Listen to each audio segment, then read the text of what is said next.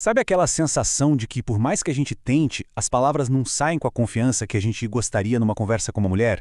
Ou a impressão de que não estamos sendo realmente ouvidos e a conversa simplesmente não flui?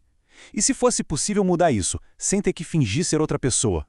Para quem quer construir conexões de verdade com as mulheres em sua vida, seja no trabalho, numa amizade ou num encontro, esta análise vai mostrar 5 passos práticos e, mais importante, respeitosos.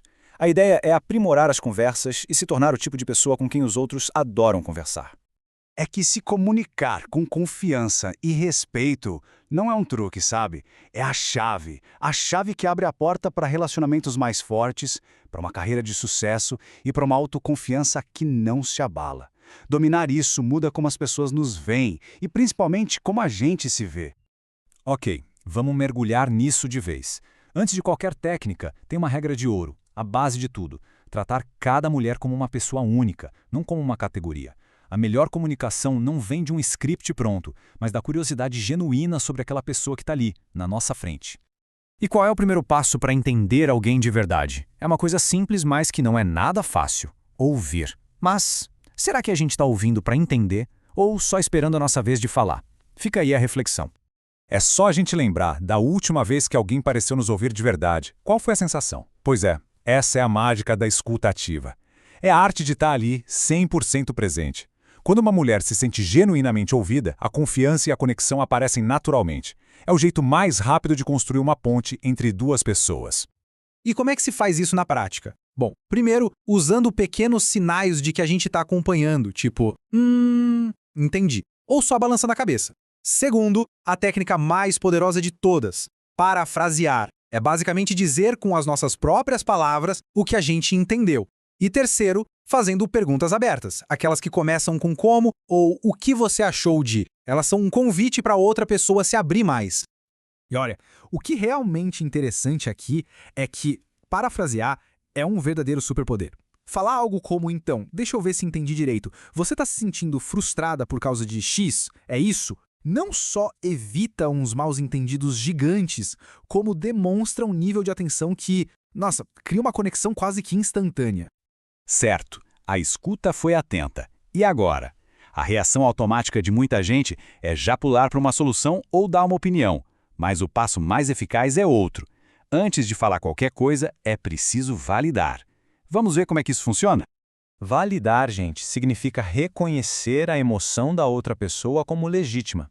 E aqui está o pulo do gato. Validar não é concordar. É simplesmente comunicar. Olhando pela sua perspectiva, faz todo sentido que você se sinta assim.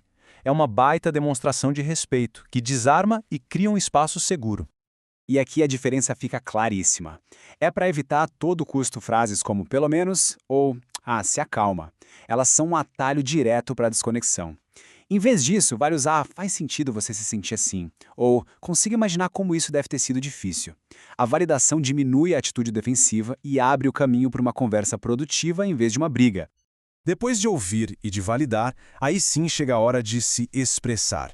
E o jeito mais maduro de fazer isso é com as declarações eu. Em vez de apontar o dedo com você sempre faz isso, o foco é em como a ação nos afeta.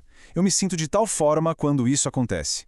É um jeito de expressar uma necessidade sem encurralar a outra pessoa. A fórmula é simples, mas ela transforma qualquer conversa. Começar as frases com eu sinto ou eu preciso. É o jeito mais claro, honesto e respeitoso de comunicar as próprias necessidades e sentimentos sem criar um conflito do nada. A comunicação vai muito, mas muito além das palavras. O nosso corpo, o momento que a gente escolhe para falar e como lidamos com os limites, tudo isso diz tanto, ou às vezes até mais, do que a nossa voz. É o respeito colocado em prática, no mundo real. Uma postura aberta com os ombros relaxados e os braços descruzados funciona como um convite para a conexão. Já uma postura fechada, de braços cruzados, olhando para o celular, isso é um muro. O contato visual natural mostra presença e respeitar o espaço pessoal é um jeito não verbal de mostrar segurança e respeito. O contexto é tudo. A pergunta mais respeitosa que se pode fazer antes de começar uma conversa séria ou difícil é: é um bom momento para a gente conversar sobre uma coisa? Isso mostra que não se valoriza apenas o próprio tempo, mas também o tempo e o estado emocional da outra pessoa. É um sinal de pura inteligência emocional. Até os elogios podem ser um ato de respeito.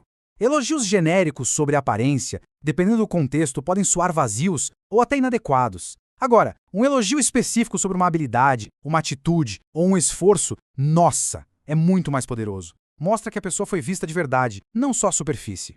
Então, o ponto crucial é este: o teste final do respeito. Como reagir a um não? A resposta que demonstra confiança de verdade não é insistir, é aceitar com maturidade. Um simples "eu entendo, obrigado pela sua honestidade". Isso preserva a dignidade dos dois lados e mostra uma autoconfiança real. E para que tudo isso não fique só na teoria, aqui vai um desafio prático de 7 dias. Nos 2 primeiros dias, a missão é só ouvir ativamente uma mulher por 5 minutos sem interromper. Depois, praticar o parafrasear e o validar. E nos últimos dias, a prática é perguntar se é um bom momento. São passos pequenos, mas com impacto gigante. E isso nos leva a uma reflexão final. No fim das contas, a comunicação mais eficaz não é sobre usar as palavras certas como se fossem ferramentas para conseguir algo. É sobre usar o respeito genuíno como a base para construir algo junto com alguém. E isso sim, isso muda o jogo completamente.